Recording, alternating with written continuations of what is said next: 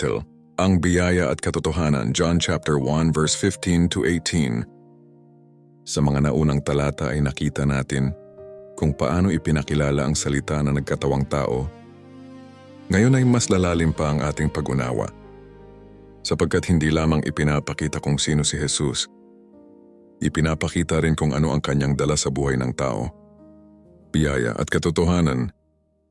Basahin natin ang John chapter 1 verse 15 to 18 gamit ang salita ng Diyos. John chapter 1 verse 15.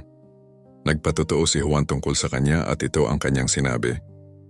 Siya ang tinutukoy ko nang sabihin kong, may isang darating na kasunod ko. Mas dakila siya kaysa sa akin. Dahil nariyan na siya bago pa ako ipanganak.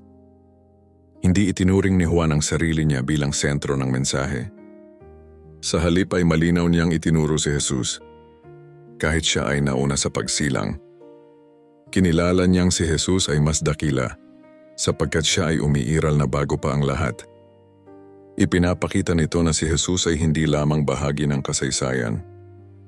Siya ay walang hanggan. At ito ang tunay na paglilingkod, hindi ang pagdakila sa sarili, kundi ang pagturo sa Kanya. John chapter 1 verse 16. Sa kasaganaan ng kanyang biyaya ay tumanggap tayong lahat ng sunod-sunod na pagpapala. Ipinapakita ng talatang ito na ang biyaya ng Diyos ay hindi nauubos. Hindi ito minsanan lamang. Hindi ito limitado. Ito ay patuloy at umaapaw. Kapag ang tao ay nanghina, may biyaya. Kapag siya ay bumalik, may biyaya pa rin. Ang pinagmumulan ng lahat ng ito ay si Jesus, sapagkat sa Kanya ay may kasaganaan ng biyaya na sapat para sa bawat pangangailangan ng tao. John chapter 1 verse 17. Ibinigay sa atin ng Diyos ang kautusan sa pamamagitan ni Moises. Ngunit ang biyaya at katotohanan ay napasa atin sa pamamagitan ni Hesukristo. Ang kautusan ay galing sa Diyos at ito ay banal. Ngunit ang kautusan ay nagpapakita lamang ng kasalanan. Hindi nito kayang iligtas ang tao mula rito. Si Moises ay ginamit upang ibigay ang utos. Ngunit si Jesus ang nagdala ng biyaya at katotohanan. Hindi niya winasak ang kautusan. Sa halip ay tinupad niya ito at nagbigay ng daan upang ang tao ay maligtas sa pamamagitan ng biyaya. John chapter 1 verse 18. Wala pang nakakita sa Diyos Ama kahit kailan. Ngunit ipinakilala siya sa atin ng kanyang bugtong na anak.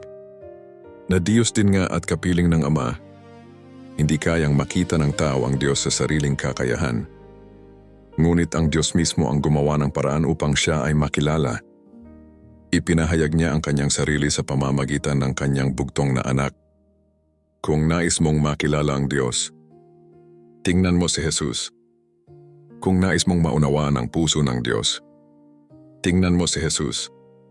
Siya ang malinaw na larawan ng Ama. At ang ganap na pagpapahayag ng kanyang pag-ibig at katotohanan. Reflection. Ang tanong na ngayon ay hindi kung sino si Jesus. Malinaw na iyon sa kasulatan. Ang tanong ay kung paano tayo tutugon sa biyayang ibinibigay niya. Tatanggapin ba natin ang sunod-sunod na pagpapala? O mananatili tayo sa pag-asa sa sariling gawa? Ang biyaya ay laging iniaalok. Ngunit kailangan itong tanggapin ng may pananampalataya. Panalangin. Ama naming Diyos, salamat sa iyong biyaya na hindi nauubos.